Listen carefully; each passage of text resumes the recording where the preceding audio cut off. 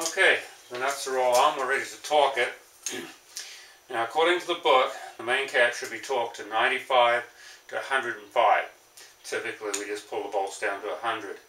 With studs, they say to go a little bit looser than bolts because of the way they pull. So I'm going to set my torque wrench to the lower number of 94 or 95. I'm going to make it 94.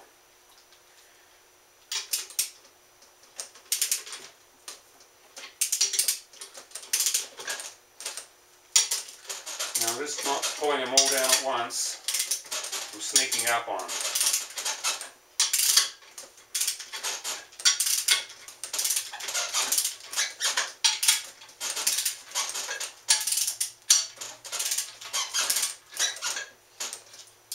This one in the corner has a 12-point nut on it, which is a smaller diameter, to provide a little more room once again for, you can see here perhaps, distance from the camera make a little bit hard to see.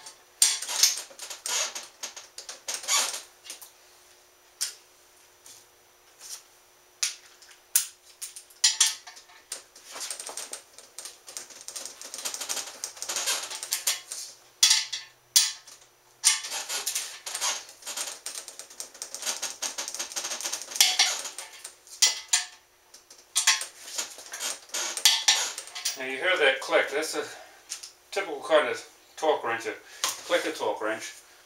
But I prefer to use this one, which has an indicator on it, so I can actually see the torque as it comes up.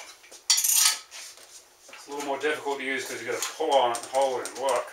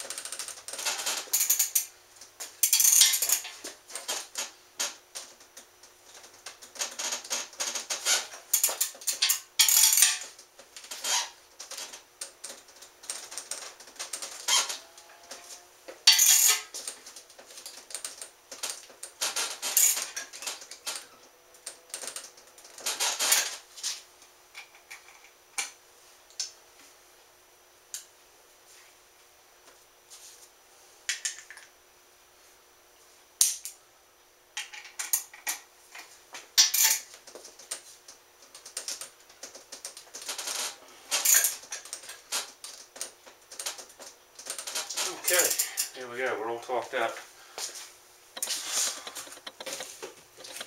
Now I'll go ahead and measure it once again and see how we look.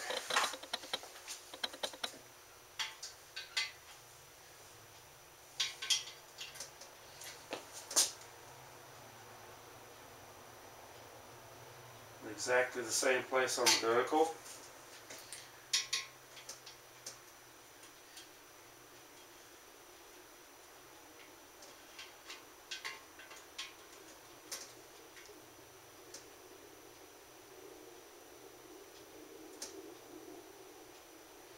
and with the same half thousandths that I measured earlier on as being a little bit out of round.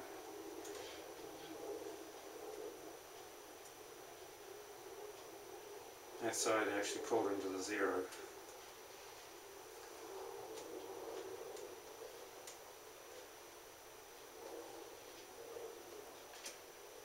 The half thousandths I'm measuring is right at the parting line.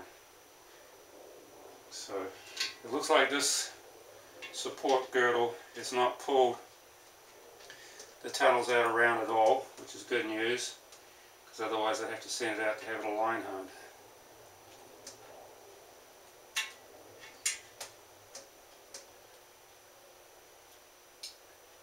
Yeah, we're looking good.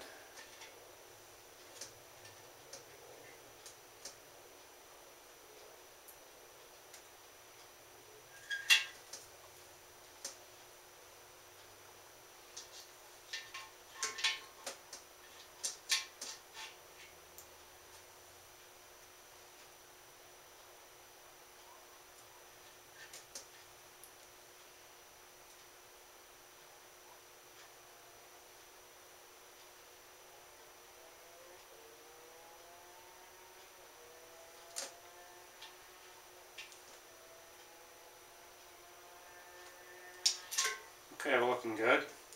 Now this is not the definitive fit. At the end of the day, well, I guess before the day is ended, we'll go ahead and put the main bearings in place, put the crankshaft in, torque it all down, and rotate the crank and see how it feels. And that is the ultimate issue, because we're also dealing with main bearing clearance. That's just the difference between the main bearing journal and the size of the inserts that we put in there. And so whatever the vertical clearance is, we're looking ideally for about 2 thousandths. 3 is acceptable. Any less than that, or rather any more than that, I consider it loose. Would be fine for a race motor, but most of the time I'm building street engines.